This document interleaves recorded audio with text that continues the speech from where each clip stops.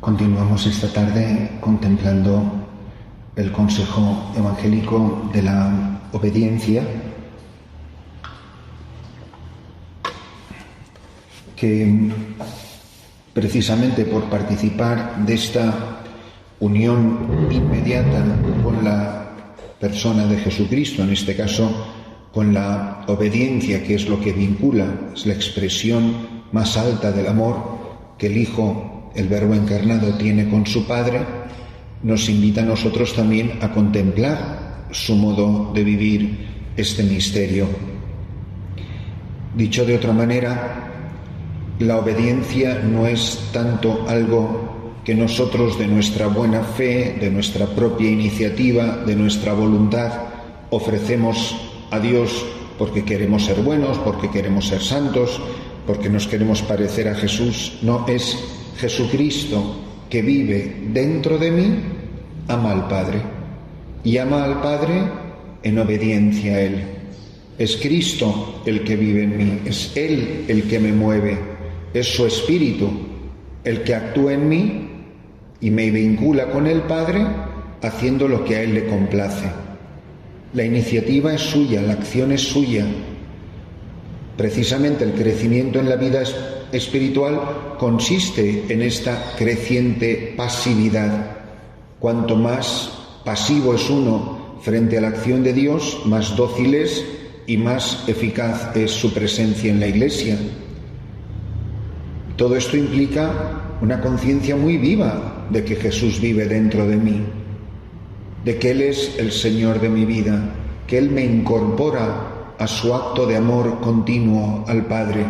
El Padre recibe de Jesucristo que vive en mí este acto continuo de alabanza y de gloria, haciendo de su querer, de su voluntad, que siempre es expresión de su amor infinito para mí, la razón de ser de mi vida.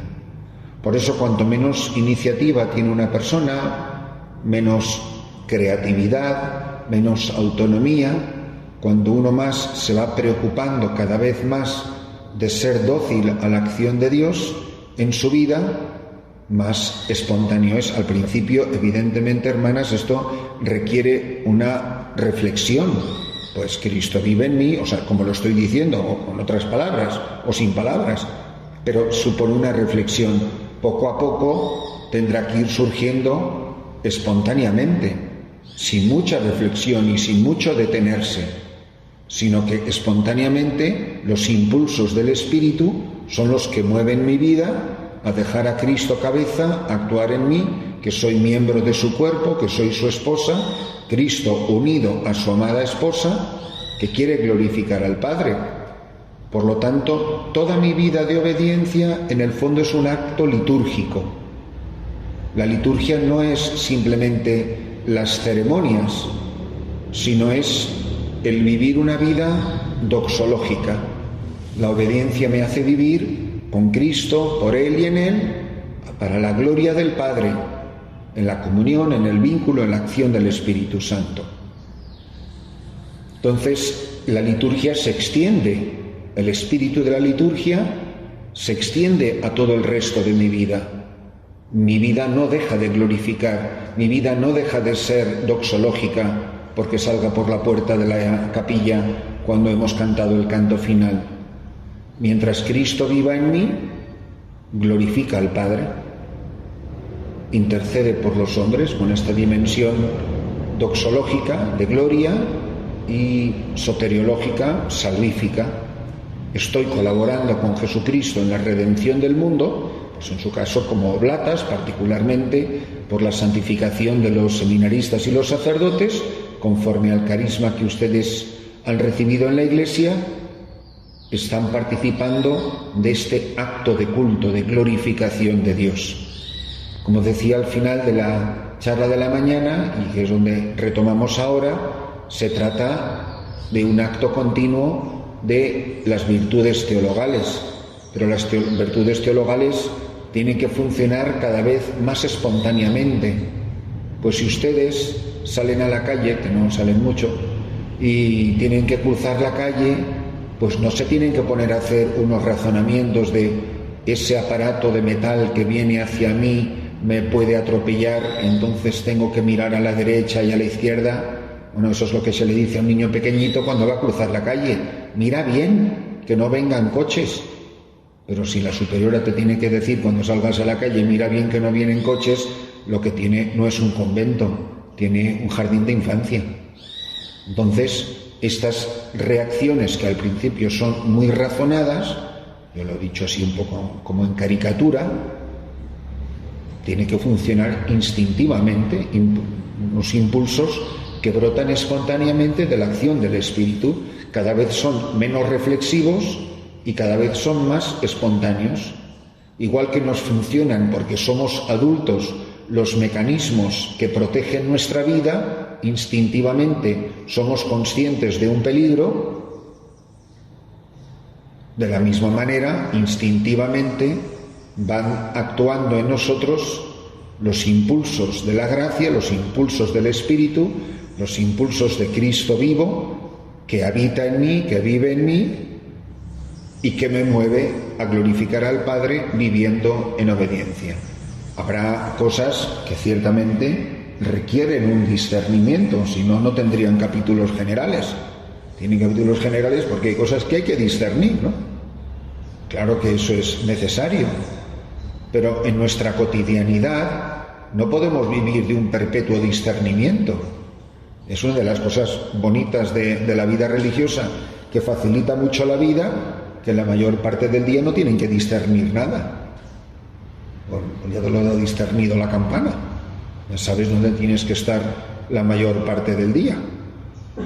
Es una gran ayuda en la vida religiosa. Un laico tiene que hacer muchos más discernimientos. Querrá Dios que me quede con los niños, o que me quede, vaya al retiro, o que pues requiere más discernimiento, más reflexión, porque no está tan claro. Pero que espontáneamente nosotros, San Ignacio pues da con esa clave genial, hace el discernimiento ad maiorem Dei gloriam, que en igualdad de bondades, lo que a mí me parezca, discierna, vea en ese momento que da más gloria a Dios. Pero que esto no es solo para los jesuitas, que es un criterio muy sobrenatural para todos nosotros. Entonces, ¿qué conciencia de fe tengo a la hora de pensar cómo estoy viviendo la obediencia? De que es una realidad de fe, pero que se me impone realmente. Que lo que pertenece a la fe, hermanas, me es mucho más real que lo que percibo por los sentidos. ¿Recuerdan cuántas veces he dicho que yo creo que en la vida religiosa, y sacerdotal también, no faltaba más, se cometen muchos errores porque se atacan los síntomas y no las causas? Es que es una hermana muy desobediente. A lo mejor no es que no le funcione la obediencia, a lo mejor es que no le funciona la fe. Y la obediencia o la castidad o lo que sea es una consecuencia, pero no es la causa del problema. Y yo creo que se cometen muchos errores atacando la fiebre y no el virus. Porque si atacas la fiebre, como ya no tiene fiebre, ya parece que está sana. No está sana. Tú has reprimido un impulso negativo. Y por eso hay mucha represión en la vida religiosa. Porque muchas veces se vive muy mal la castidad y muchas veces se vive muy mal la obediencia u otras virtudes. Porque mientras externamente todo parezca bien, parece que todo está bien por dentro, y puede que no sea así para nada, sino que hay unos mecanismos para que todo parezca que está bien. Y nos autoconvencemos de que todo está bien y a lo mejor no lo está, porque tú no sabes el volcán que hay por dentro del corazón de esa persona. Y por eso es muy importante la interioridad, y esto es lo que brota de las virtudes teologales. La capacidad de ser conscientes. Fíjense que en eso, por ejemplo, la vida de los seglares es admirable, porque no tiene todos esos aparatos que nos acompañan para proteger nuestro modo de vida. Es una vida muy expuesta, muy en la trinchera, muy al aire libre. Y uno tiene que tener mucho valor y mucha personalidad para vivir su identidad cristiana en un ambiente perfectamente hostil. ¿De dónde brota, dónde inicia el acto de obediencia? En la escucha. Pero más dichosos los que escuchan la palabra de Dios. Es la alabanza, la bienaventuranza que se hace de María. Es la mujer que escucha. Yo no puedo obedecer si no tengo capacidad de escucha, que dicho de otra manera es capacidad de oración. Entonces, aprender a escuchar, aprender a conocer. ¿Cómo puedo obedecer si no oigo? Si no oigo su voz.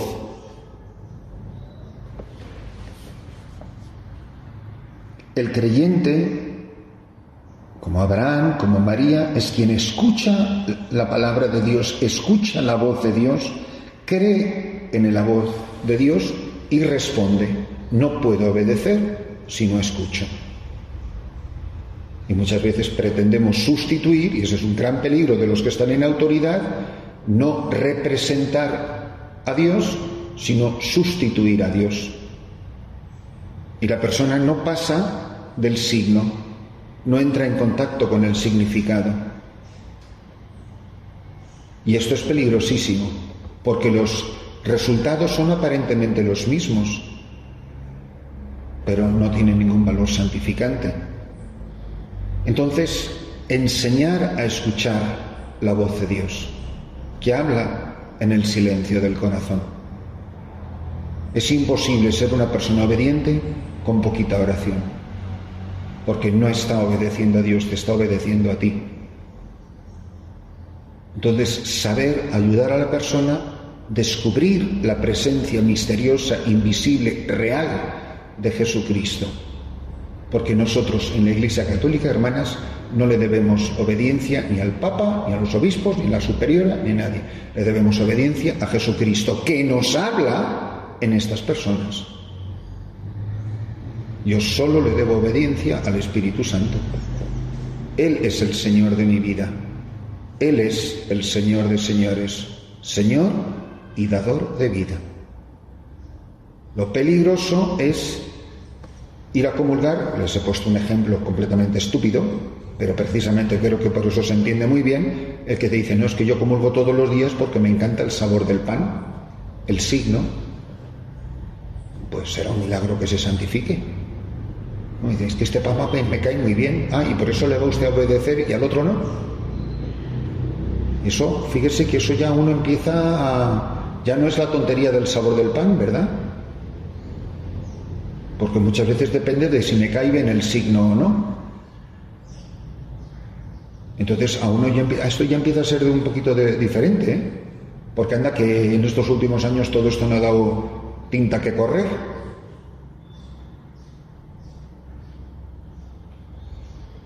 Entonces, en la Iglesia nosotros solo le debemos obediencia al Espíritu del Señor. Y estar atentos al susurro, como Elías, de la suave brisa del Señor que me habla donde quiera o como quiera que la brisa sople. Eso supone un ejercicio de vida teologal muy profundo, hermanas. Estar muy atentos al Señor que habla en el corazón. Si no, tampoco lo reconoceremos, hermanas, no reconoceremos su voz en los acontecimientos de la vida, en los sucesos. Por eso, por ejemplo, hay congregaciones que les cuesta tanto los cambios que tienen que realizar, porque nos apegamos a formas, a modos, pero a lo mejor el susurro de Dios en 2024 no es en el de 1940. Y el mismo que habló entonces sigue hablando hoy. Entonces, saber escuchar y ser obediente. El creyente es el que se sabe siempre discípulo. María, el ejemplo perfecto de todo esto.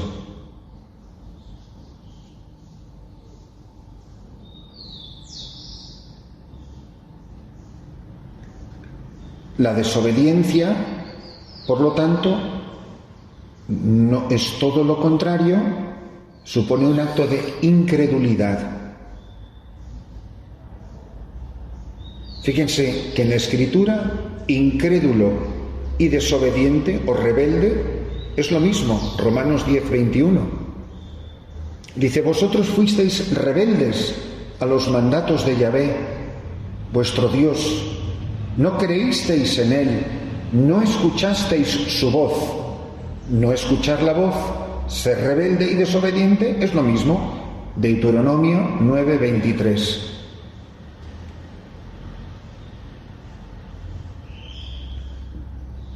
Además de ser un acto de fe, es un acto de esperanza.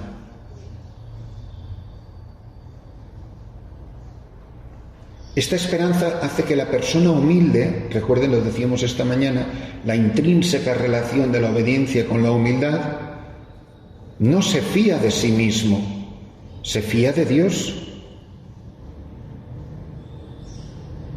Por eso el creyente, obedeciendo a Dios, a la Iglesia, a los superiores, no está tratando de proteger su propia vida, sino que lo que quiere es entregársela al Señor,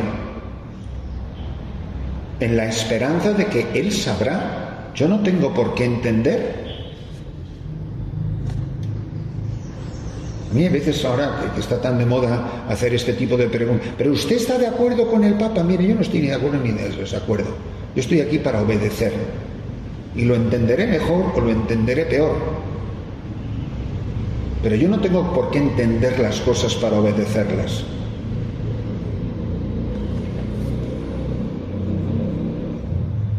Y por eso es tan importante este acto de esperanza. Es el que sabe confiar, el que se fía. La esperanza no es un acto racional de la razón. Tampoco hace falta que sea irracional, pero no es un acto de la razón. Recuerdan, yo sé de quién me he fiado, dice San Pablo, qué cosa tan bonita, y estoy convencido de que es poderoso para guardar mi depósito hasta aquel día. 2 Timoteo 1:12. ¿Por qué obedezco? ¿Por qué obedezco siempre? ¿Por qué obedezco espontáneamente, es decir, no como un acto de la razón? Porque sé de quién me he fiado. Y Él no juega con mi vida. Él se toma mi vida en serio.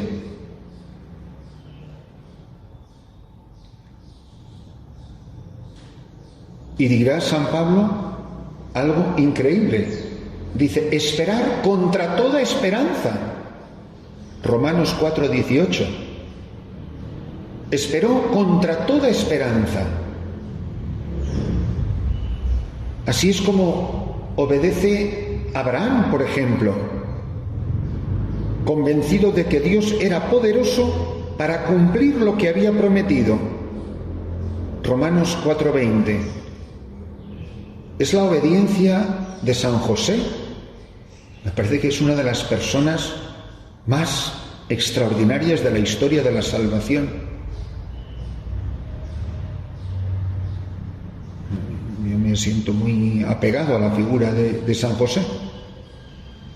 Parece increíble la vida de este hombre. No pronuncia una sola palabra en los evangelios. Sabe perfectamente cuál es su lugar. Se fía de la Virgen. Va con ella buscando al niño y él, que es el padre, no dice una palabra, habla a ella. Él confía en la palabra de ella. Es maravilloso. Es la persona que no cuestiona los imposibles de Dios. Me caso con una embarazada. Antes de vivir juntos resultaba que esperaba un hijo, que en un acto racional de su tiempo, religioso de su tiempo, para que no fuera apedreada, la decide repudiar en secreto. Obedece al ángel. Está en continua disposición de obediencia. Se convierte en emigrante, en refugiado, ahora que están tan de moda, en un país extranjero. Yo no sé si en Egipto en aquel tiempo se hablaba egipcio, pero desde luego probablemente arameo no se hablaba. Pues llegarían a un país donde eran extranjeros y no sabrían ni hablar. Y esto no es como para echarle ciencia ficción a la teología ni a la palabra de Dios, es que es tal cual. ¿Cuánto tiempo nos vamos hasta que se muera el rey? Se quedaron hasta la muerte del rey Herodes. ¿Cuánto tardó? Por lo que tardará. ¿Y qué hizo? Pues regresó. La sencillez del hombre que espera contra toda esperanza. ¿Es así como estoy viviendo yo mi vida? ¿O tengo una cabecita tan viva, con 700 antenas, que va calculando todo lo que está pasando en la congregación? Entonces ando pensando, entonces no, ¿qué le voy a decir a la madre? No sé. Solo al carro. Una persona que espera, que confía. Porque también hay una obediencia institucional, una obediencia colectiva de las personas que están a la escucha de Dios, no a los cálculos del mundo, a los cálculos humanos, como si Él no tuviera nada que ver y aquí estamos nosotras abandonadas a nuestra suerte. Así obedece María, así obedece San José, que se lleva a esta mujer encinta. ¿Y por qué lo hace? Porque era justo, dice, porque era santo, porque era un hombre de esperanza. Y simplemente se lo había mandado el Señor. Ahora, cuando se habla tanto del diálogo, ¿ustedes han visto a Jesucristo dialogar con alguien alguna vez de algo? Pero si Jesucristo, su tiempo verbal favorito es el imperativo. Ven y sígueme, pero vamos, tremendo diálogo con el vocacionado, ¿no? Todo es en imperativo. Ven, levántate. Continuamente está conjugando los verbos un mandón de primera. Pero párense a pensar, hagan un poquito de recuerdo de gramática evangélica. Le dijo, levántate. Y se levantó. Sí, se pasa la vida dando órdenes, Jesucristo, pero mucho menos cariñosa que una superiora de las Oblatas, ¿eh? Hermana, por caridad, ¿sería usted tan amable si... Ven, vete, siéntate. Así es como habla Jesucristo a la gente. Pues debía de ser español. Yo creo que es que decía las cosas como los españoles, ¿verdad? Yo me acuerdo una vez, la hermana recuerda a un obispo auxiliar en Nueva York, que era español, pero ya llevaba muchos años entre latinoamericanos, se había vuelto muy latinoamericano, y yo, como quería imitar en todo a don José, hasta contestaba el teléfono igual que él, y don José contestaba el teléfono diciendo, ¿quién es? Pues yo decía, ¿quién es? Y en ese momento era el obispo auxiliar el que llamaba. Christopher, ¿cómo que quién es? Se dice, buenas tardes, ¿con quién tengo el gusto de hablar? Y digo, no me fastidie, señor, a mí todo eso a mí no me sale, me gusta perdonar, pero a mí eso no me sale. Buenas tardes, pues me quedo sin saliva antes de saludar, si a lo mejor no me da ningún gusto hablar con el que acaba de llamar. Bueno, bromas aparte, pues eso, párense a pensar la cantidad de imperativos que hay en el Evangelio, a los que la gente responde o no responde. A los de la barca y la pesca, que nos parece todo tan romántico, la vocación de te haré pescador de hombres, ven y sígueme. No, te haré pescador de hombres. Lo dejaron todo y salieron corriendo, pero vamos, ahí, fin del diálogo. A Mateo, en la mesa de los impuestos. Es que todo es así, en obediencia de fe, porque era justo. Es decir, es un hombre lleno de confianza, se fía de la voz del Señor. No temas en llevarte a Jesús en el tal. Y así obedeció. Y así obedece Jesús evidentemente al Padre, en el momento de la cruz, en la completa oscuridad, contra toda esperanza. Es así como estamos llamados a vivir y a obedecer los cristianos. Yo cuando lo estoy pensando, últimamente, la mayoría de los cambios que han sido en mi vida es que no han sido ven y sígueme, es que han sido todo porrazos. Me caigo de una moto, me caigo por un terraplén, y me dan ganas de decir, Señor, ¿podías hablarme en la suave brisa alguna vez? No hace falta que me tires de los vehículos continuamente para cambiar de continente. Ya sé que soy un poco cazurro, pero también tengo mi corazoncito, caramba. Pues eso. Es que cuando lo pienso, la mayoría de los cambios han venido casi todos así. Y creo que es muy bonito, pues cuando uno se fía. Es una cosa que la pienso mucho. Debo tener una cosa muy infantil dentro de mí, porque es que yo me fío ciegamente de todos los obispos con los que he trabajado, pero ciegamente. Pero, hermanas, a ustedes no creo que las puedan cambiar de 6 destinos. No sé si estoy en lo cierto, ¿no? Pueden estar en 6 casas diferentes. No las pueden mandar a ningún otro sitio por ahora, creo yo, a menos que te manden a tu casa. Pero es que a mí los cambios han sido cambiar de continente, hermanas. No me acuerdo. Yo fui a convalecer a México, le digo a don Francisco, me dijo un año, hoy hace 365 días, pues yo soy muy leguleyo, aunque no lo parezco.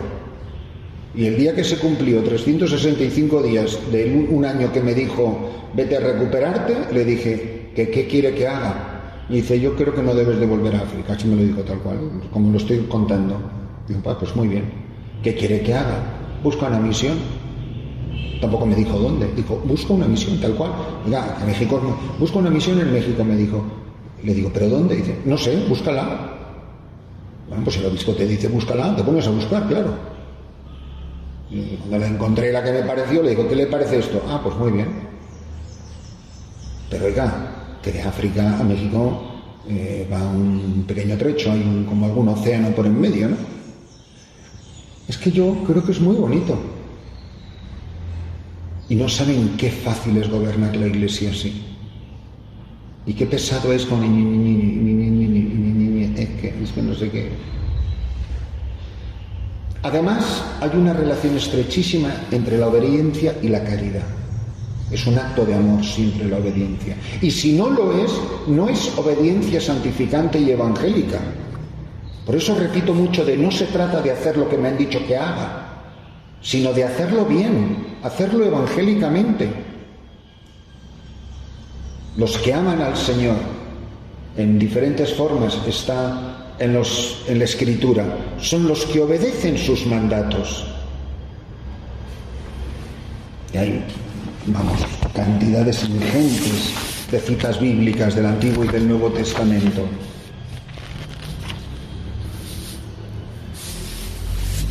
Si me amáis, guardaréis mis mandamientos. ¿Se acuerdan?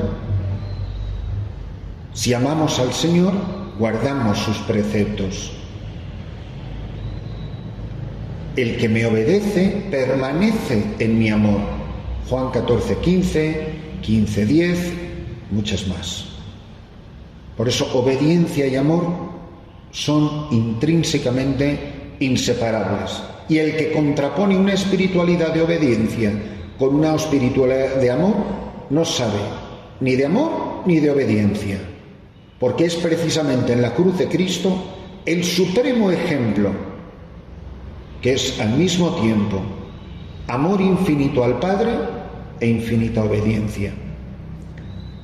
Cristo obedece hasta el extremo porque ama hasta el extremo. La medida de la obediencia es el martirio, es la entrega de la vida. Por eso igualmente ha de decirse que Cristo padeció por amor o por obediencia. Recuerden que lo hemos dicho. Y esto son palabras de la Suma Teológica de Santo Tomás de Aquino. Pues los preceptos de la caridad los cumplió por obediencia, o fue obediente por amor al Padre que le daba esos preceptos, dice Santo Tomás de Aquino. ¿Hasta qué punto veo precisamente en este consejo evangélico mi capacidad de amar? Y además, un amor que no he diseñado yo, del que yo no soy ni el autor ni el protagonista, sino que es precisamente en su acción misericordiosa en mí donde se va manifestando el amor, pero no como lo he diseñado yo, sino conforme al designio de Dios, conforme al plan del Padre. Esta obediencia implica, por tanto, un continuo acto de caridad. Me divorcio de Jesucristo, es decir, me separo de Él en la medida en que Él obedece al Padre y yo pongo resistencia. No le dejo a Él, por eso, hablando muy imperfectamente, ser obediente al Padre en mí. Cristo, que vive en mí, te ama. Ama tú en mí. Yo no sé amar. Ama tú en mí. Y me hace partícipe de su modo de amar al Padre, que es obedecerle. Es una cosa tan preciosa. Cristo, que vive en mí, ama a su Padre, invitándome a mí a participar de su obediencia a Él. Pero en el fondo porque me fío del plan de Dios, que no se ha equivocado, que todo lo ha hecho bien. Los que vamos siendo un poco mayores, cuando volvemos la vista atrás, ¿qué nos parece que ha sido la vida nuestra? ¿Qué tal se ha portado Jesucristo con nosotros? Hombre, pues podía haber sido un poquito más espléndido, ¿no? O al contrario, que a uno se le llenaran los ojos de lágrimas, decir, qué bueno ha sido Jesucristo conmigo. Gracias por haberme amado tanto y haberme hecho participar de tu amor al Padre. Y también de tu amor a los hombres. Jesucristo quiere amar a esta hermana con tu colaboración. Cristo, que vive en mí, te ama a ti. Yo, ¿por qué estoy aquí frente a ti? Para que tú puedas ver en mí lo que te ama Jesucristo. No con mi amor, sino con el suyo, que el mío es muy pequeñito. Ahora supone un ejercicio de fe, de esperanza, de caridad, de amor. Estamos para revelarnos unos a otros el continuo amor que Jesucristo nos tiene a todos. Y luego a cada uno pues se le expresará conforme a lo que vaya pasando a lo largo del transcurso del día, ¿no? Pero que esa es nuestra tarea. Son las palabras de San Juan de la Cruz, que solo en amar es mi ejercicio. O sea, al final, eso es lo que es la vida cristiana, un acto continuo de amor, que da gloria al Padre y que revela el amor de Dios a los hombres. Entre los pucheros, en las cosas sencillas de la vida de cada día. Y no puede ser más bonito, imposible más bonito.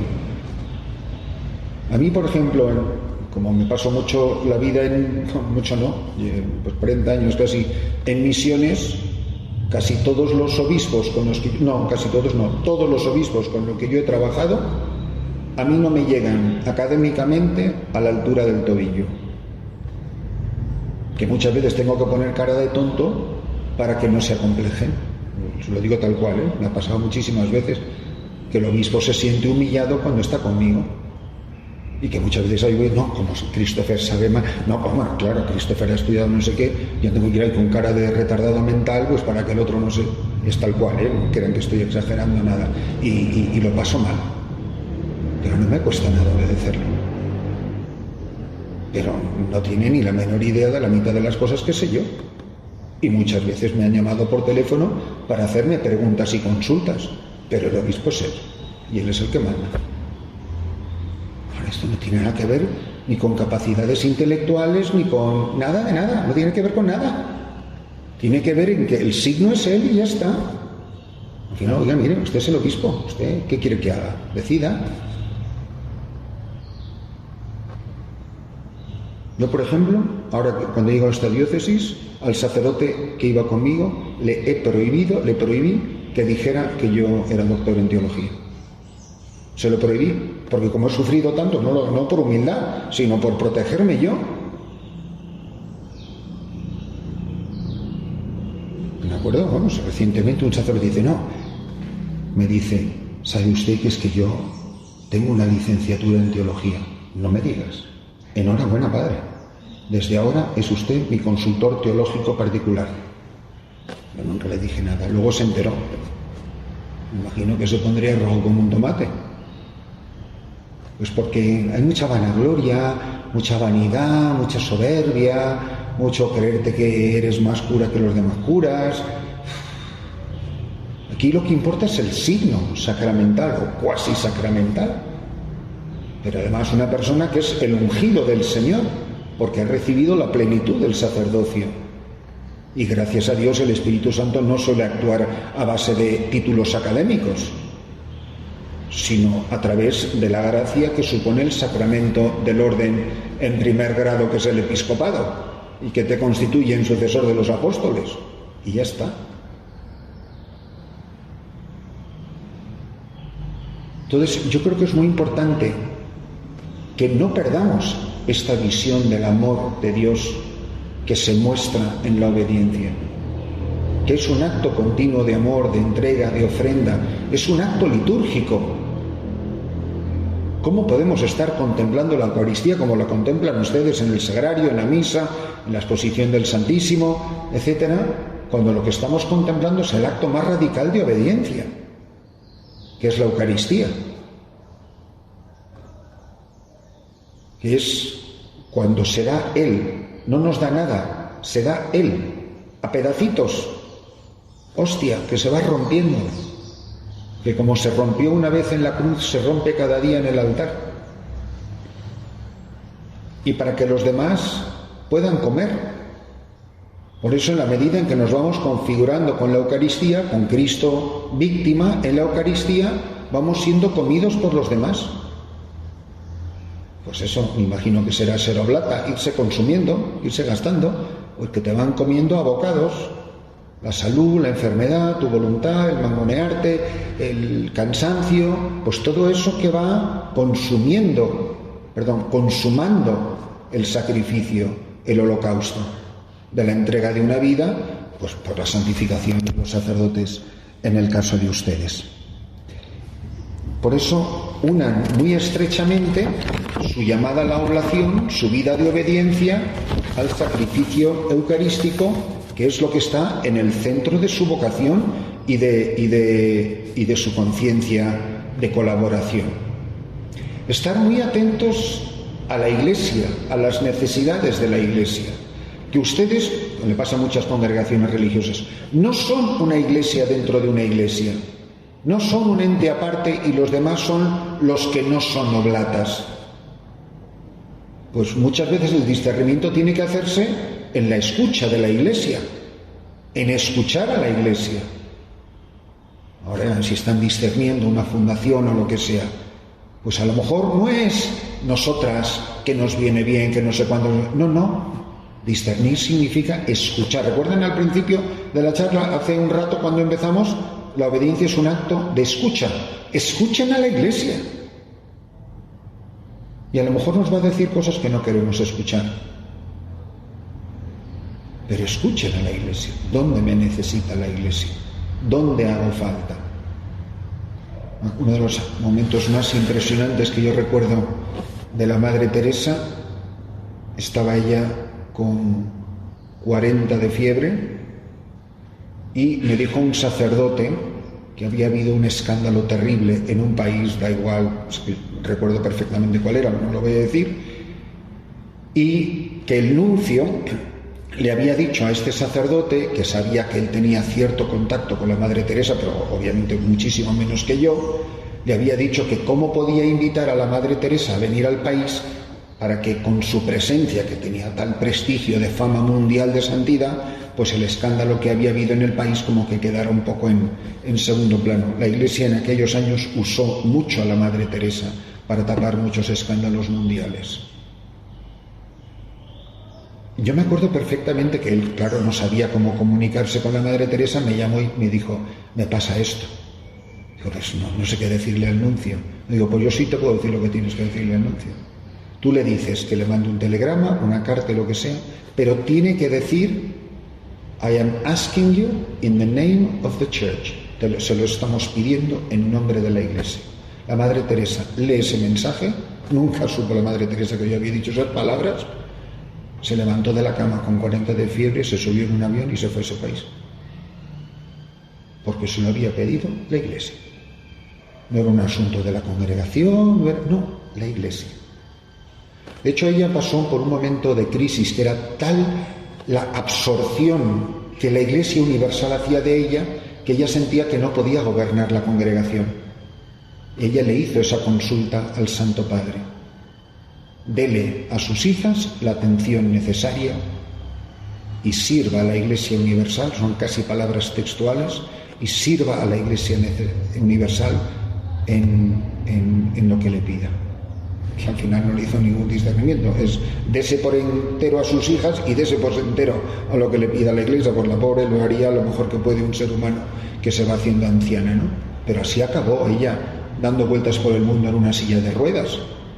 Yo me despedí de ella en Nueva York, en el Bronx, de la casa de las Hermanas Contemplativas, en junio, y murió en septiembre. ¿Qué hacía esa mujer en Nueva York en una silla de ruedas si lo que tenía que estar en Calcuta es preparándose para morir? Pues ahí estaba, dando vueltas con sus 87 años. Entonces, hermanas, en definitiva, esto es de lo que se trata. Es el amar hasta la locura, hasta lo incomprensible, contra toda esperanza. Esa es la obediencia de Jesucristo al Padre. Porque el amor del enamorado es todo menos racional, hermanas. Tiene mucho de locura, tiene mucho de incomprensible,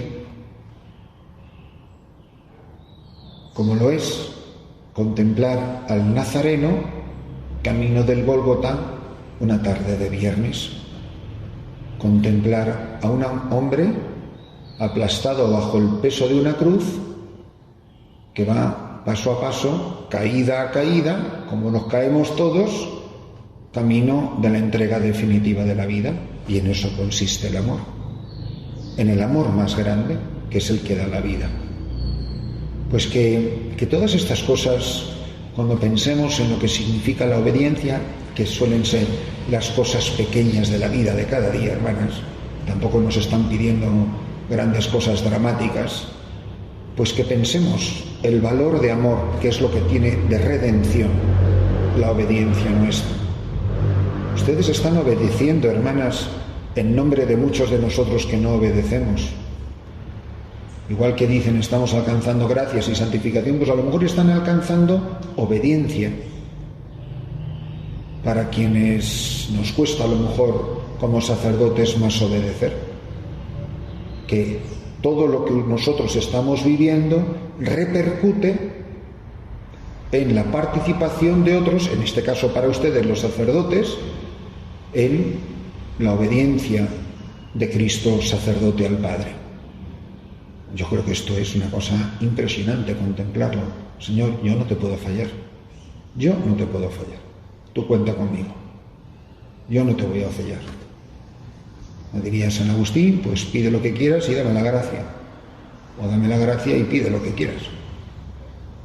Y quien está dispuesto a vivir así este sacrificio de la entrega de la vida, pues evidentemente está colaborando con Jesucristo en la redención del mundo, que es para lo que existe la obediencia evangélica.